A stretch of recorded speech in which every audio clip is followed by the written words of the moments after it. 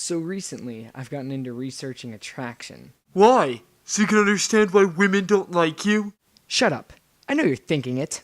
But in all seriousness, I've been looking into why our brains melt whenever pretty girls talk to us, and if it's unnatural. Don't worry, I can assure you that it isn't strange at all. In fact, it is healthy to become nervous around people. Nervousness is actually linked to humility, which is actually not bad to experience. In fact, people who suffer from humility are actually considered more likable than people who have an overdose of confidence. But in all seriousness, I've been looking into why we act so stupid around those people that we are attracted to, and why are we even attracted to them in the first place? Researching all of this brought me back to when I was just a wee little sophomore. I had had this chemistry class with this girl that I had liked since 8th grade.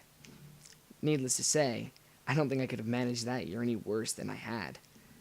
I remember coming into class day after day, and I'd look at her, and she would be as serene as ever, and I remember just wanting to have complimented the hell out of her. The only thing is, I didn't want to look like an idiot, so I came up with all these nice little intricacies and plans to avoid looking like one. The only issue is, I probably looked even more like one because of them. Not like I need much help to do that, though, huh? I remember doing things like putting my head down so that she wouldn't catch me staring at her, and I remember that I would work on a paper that I'd already finished quite a while ago, just so that I wouldn't have to talk to her and look even more like an idiot. And even for about a month, I had put headphones in my pocket, and I'd just act like I was listening to music, even though I wasn't listening to anything at all. Needless to say, I wasn't exactly a Casanova. And yes, sometimes I do look back, and I regret not having told her how I felt, but I guarantee that she probably already knew.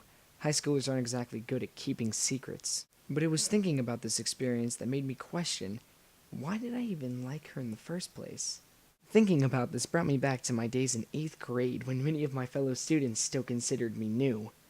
Now, I had pre-algebra with this girl, and I remember sitting down and making eye contact with her for just a few seconds in what could be described as a golden moment of unrequited love on my end, both physical and emotional.